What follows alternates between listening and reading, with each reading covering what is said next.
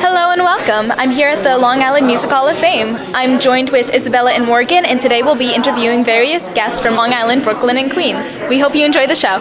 Can you give like a rundown of what the Long Island Music Hall of Fame is?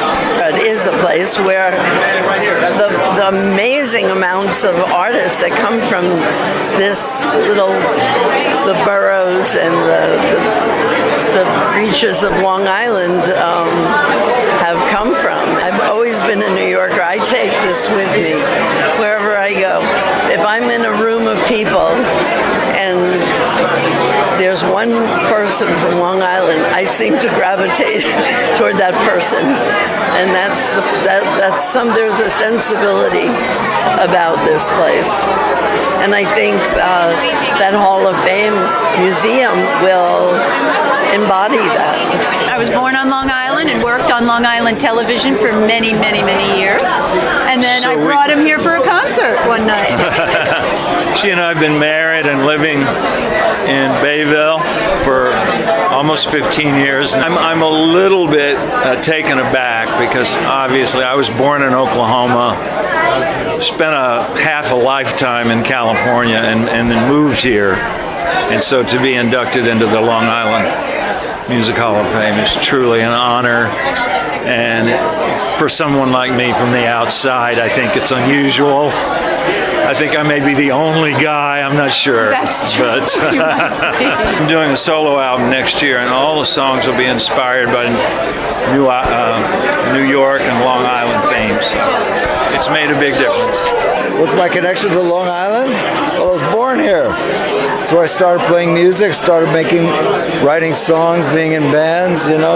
These are my roots. I started my career when singer-songwriter as a genre really began. People like H Frank Carey and Billy Joel, Tom Waits. And there was folk singer-songwriters, but we came from a rock and roll background. So it was more rock folk than folk rock. I was born in Winthrop Hospital, when it was called Mineola Hospital. I grew up in East Norwich. My family's been here since 1850, and I've been a comedian on Long Island for 40 years. I was a musician on Long Island for 10 years before that, and I went to Oyster Bay High School. But aside from that, I have nothing to do with Long Island. Thank you.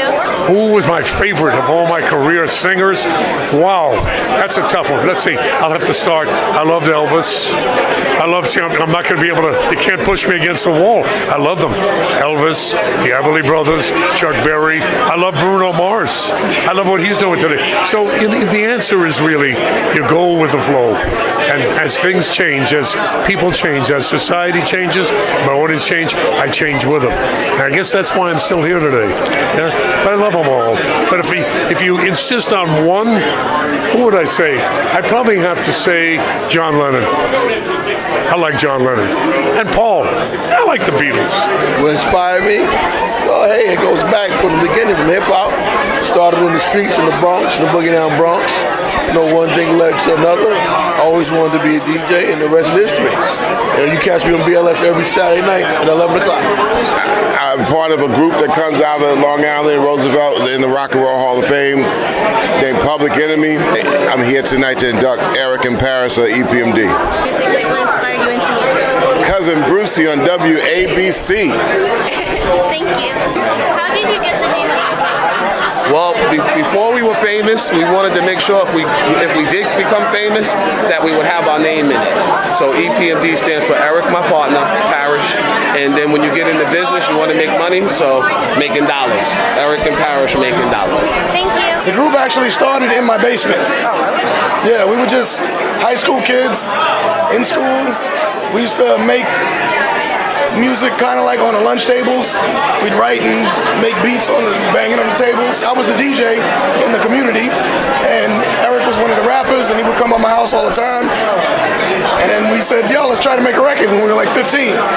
And here we are 30 years later. The new rap music, there's no intelligence to it. It's all talking about doing drugs and committing suicide. It's not what we used to do. I don't know why it turned into that, but the only way to combat it is to let people know that we're still here and good music still does exist. How long have you been?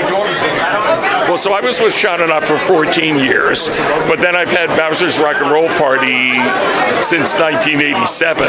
So however long that is, it's been a lot longer than I was with Sha-Na-Na.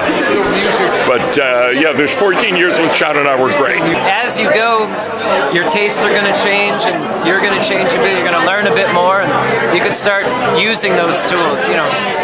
And then I think that's, yeah, we tried to stick with what we know, because we were just carting our whatever gear we could piece together from show to show, and whatever car we could borrow from our parents. And then so now we're here, and it's just. I bought my suit from the same place Ryan Seacrest buys his suits, so I must be doing something right. Yeah, I'm impressed now.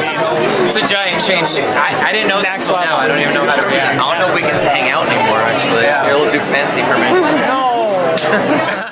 Many of the artists we met had strong connections to the place they grew up, and who has stronger ties to Long Island than the piano man himself? Mr. Joel. Mr. Joel. Mr. Joel. Yes. Your music has long been associated with Long Island and Long Island culture. How does that feel? Feels good. And how has your heritage from Long Island impacted your music? It has everything to do with my music. I mean, that's, they say write what you know, and this is what I know. Thank you. What elementary school did you go to? Fork Lane. Thank you. Lane School, Levittown. Thank you, everyone. Okay, guys, it's been a great night. Thank you for tuning in.